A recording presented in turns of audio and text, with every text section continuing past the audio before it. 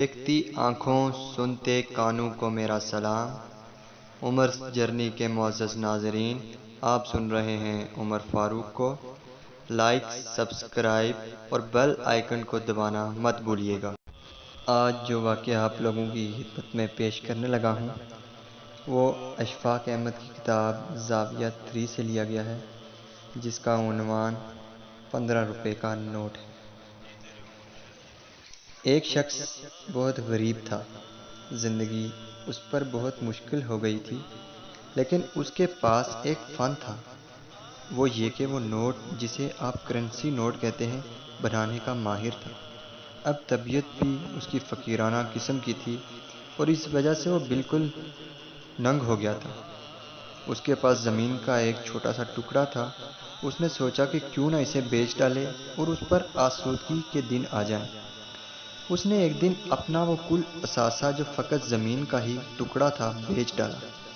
اس سے 2 لاکھ کے currency note بنا ڈالے۔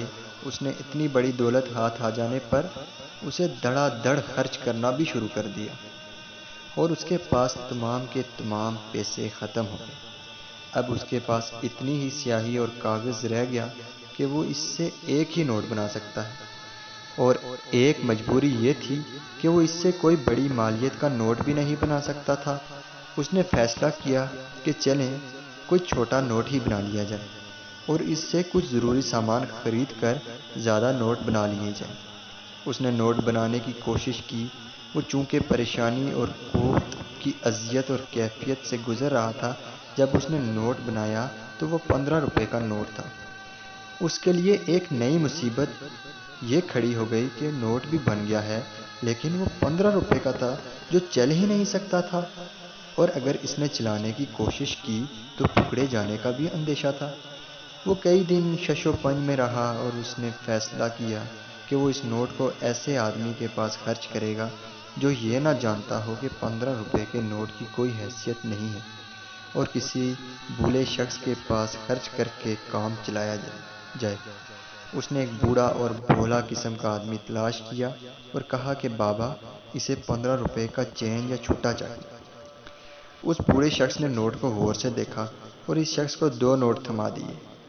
وہ شخص اپنی ذہانت اور مکاری پر ناز کرتا تھا اور عقل پر اتراتا ہوا جلدی جلدی وہاں سے چل دیا کہ اگر رکا تو معاملہ ہی بگڑ نہ جائے اور کہیں کوئی گڑبڑ نہ ہو جائے۔ جب اس نے گھر یا وہاں سے دور جا کر مٹھی کھولی تو اس میں 2 7.5 روپے کے نوٹ تھے۔ خواتین و حضرات، اکثر ایسا ہی ہوتا ہے کہ ہم اپنے طور پر بڑی چالاکی سے کچھ کرتے ہیں، لیکن اس کا نتیجہ الٹ نکلتا ہے۔ پھر ہم وہ سوچتے ہیں جو نہیں کر سکتے، جیسا کہ میں پہلے پروگراموں میں عرض بھی کر چکا ہوں کہ ہم چاہیے پر بھی بڑی توجہ دیتے ہیں کہ جی ایسے ہونا چاہیے، یہ نہیں ہونا چاہیے۔ ہونا تو یہ چاہیے کہ ہم کوئی کام کر کے کہیں کہ ایسے ہونا چاہیے تھا اور میں نے یہ کر دیا۔ ہماری زندگی پر بڑھتا ہوا بوجھ ہمیں ایسا کچھ کرنے پر مجبور کرتا ہے۔ خواب دیکھنے ضرور چاہیے، لیکن ان خوابوں کی تعبیر کے لیے جدوجہد اور تگ و دو بھی ضروری ہے۔ میں کئی سالوں سے اس جدوجہد میں ہوں کہ ڈائٹنگ کروں۔ اس کے لیے کبھی دل سے جدوجہد نہیں کی اور یہ عمل نہیں کر سکا۔ اگر کیا بھی ہے تو وہ بہت ہی قلیل عرصے کے لیے، اور اب میں نے یہ خیال ہی دل سے نکال دیا ہے کہ مجھے ڈائٹنگ بھی کرنی چاہیے۔ اب میں نے فیصلہ کر لیا ہے کہ جو بھی ملا ہے جی بھر کے کھانا ہے، بے وقت کھانا ہے اور بے فکر کھانا ہے، اور کبھی بھی فکر نہیں کرنی کہ اس کا نتیجہ کیا ہوگا۔ میرے پوتے پوتیاں مجھے کہتے ہیں کہ دادا یہ نہ کھائیں، آپ موٹے ہو جائیں گے، جسم میں کولیسٹرول بڑھ جائے گا، لیکن میں نے فیصلہ کر لیا ہے کہ اگر میں خود کو ایسی چیزوں سے مکمل روک نہیں سکتا تو نہیں روکوں گا، ساری بد پرہیزی کروں گا۔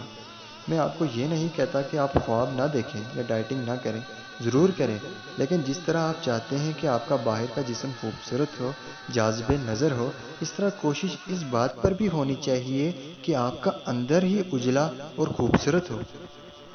ہماری کئی بیماریاں صرف اس لیے ہیں کہ ہم خوراک بھی اچھی کھاتے ہیں، چہرے یا جسم کی خوبصورتی کا بھی بڑا خیال رکھتے ہیں، صبح کی سیر بھی کرتے ہیں، پھر بھی بیمار رہتے ہیں۔ کوئی نہ کوئی بیماری وارد ہو ہی جاتی ہے۔ ہمارے بابے کہا کرتے ہیں کہ باہر کے جسم کو بیماریوں سے بچانے کے لیے اپنے اندر کو بیماریوں سے بچانا ضروری ہے۔ درخت جس کے اندر بیماری ہو اور اس کو گھن لگا ہوا ہو اور اندر ہی اندر سے وہ کھوکھلا ہوتا جا رہا ہو، اور ہم اس کی اصل بیماری کا علاج کرنے کے بجائے اسے باہر سے سپرے کرتے ہیں، اس پر روشنیاں یا بلب لگا دیں، تو ہم اس سے درخت کے اندر کی بیماری نہیں روک سکتے۔ وہ تب ہی ٹھیک ہوگا جب ہم اس کی جڑوں یا تنوں کی مٹی کھود کھود کر اس میں چونا ڈالیں گے، کیڑے مار ادویات ڈالیں گے اور اسے پانی دیں گے۔